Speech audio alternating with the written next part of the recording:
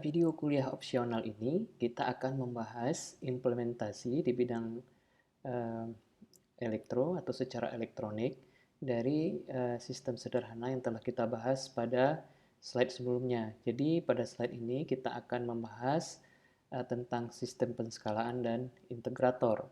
Jadi dapat dilihat pada gambar pertama ini, ya, kita mempunyai implementasi elektronik dari sistem penskalaan yang terdiri dari dua resistor di sini dan sebuah op-amp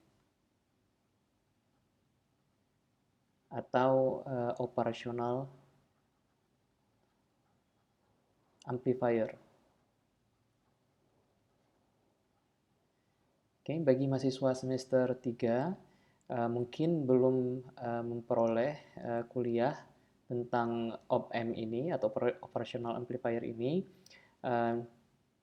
biasanya akan dibahas pada kuliah elektronika pada semester 4 kalau saya tidak salah, tentang mekanisme atau cara kerja dari op-amp ini. Jadi pada intinya, ya, implementasi elektronik ini, ya, merepresentasikan dari sistem penskalaan. Jadi seperti yang sudah kita bahas sebelumnya, pada sistem penskalaan output dari sistem merupakan penskalaan dari sinyal input, di mana A di sini adalah gain atau faktor skala. Nah, jadi di sini pada implementasi elektroniknya, sinyal input di sini adalah sebagai sumber tegangan, sedangkan sinyal output di sini adalah tegangan keluaran dari operational amplifier-nya.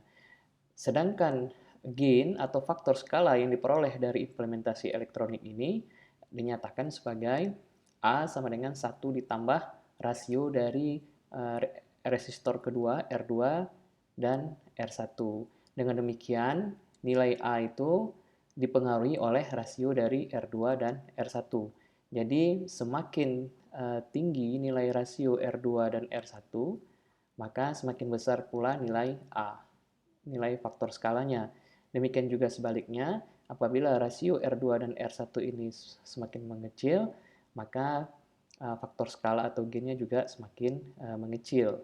Nah, perlu diketahui di sini bahwa ya, dari rumusan ini nilai A selalu digaransi bernilai lebih besar dari 1. Karena apabila R2 dibagi dengan R1 ini nilainya sangat kecil, maka nilai A mendekati atau lebih besar dari 1, tapi tidak pernah sama dengan 1 kecuali rasio R2 dan R1 ini sama dengan 0. Jadi di sini kita mempunyai implementasi elektronik, ya, yang cukup sederhana dari sistem penskalaan. Nah, kemudian pada sistem kedua, ya, kita mempunyai sistem integrator, ya, di mana implementasi elektroniknya kita menggunakan komponen resistor, kapasitor, dan op-amp. Ya, sini op-amp.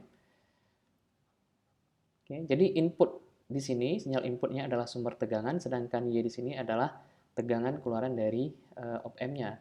Jadi di sini hubungan antara input dan output dinyatakan sebagai negatif seper RC integral dari UT. Jadi perintegralan dari sinyal inputnya. Jadi di sini keluaran dari op-amp-nya merupakan integrasi atau bisa kita bilang kalau dalam bentuk diskrit penjumlahan terhadap waktu dari sinyal inputnya. Oke, contoh berikutnya adalah contoh sistem linier, ya, dan juga tak ubah waktu pada rangkaian listrik.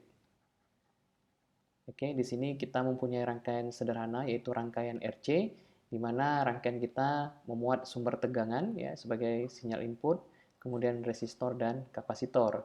Sedangkan keluaran dari rangkaian ini adalah tegangan pada kapasitor. Oke, jadi di sini deskripsinya, ya, sinyal input itu tegangan sumber, sedangkan sinyal output adalah tegangan pada kapasitor. Nah, sistem ini dimodelkan melalui persamaan diferensial. Oke, seperti ini. Nah, ini persamaan diferensial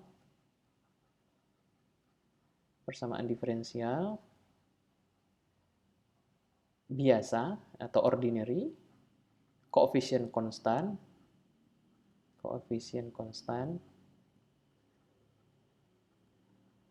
orde 1.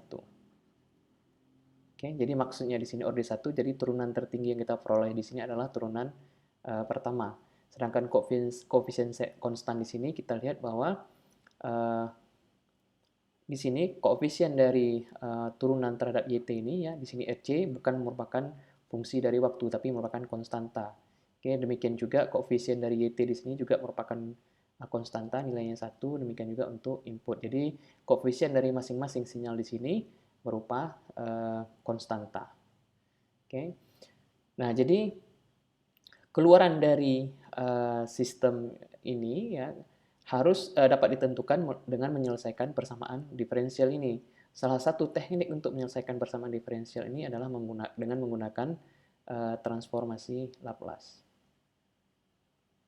Transformasi Laplace ini dipelajari oleh mahasiswa teknik elektro di semester 3 pada mata kuliah metode transformasi, ya, di mana dengan menggunakan transformasi Laplace ini kita bisa menyelesaikan persamaan diferensial biasa, ordinary, dan koefisien konstan.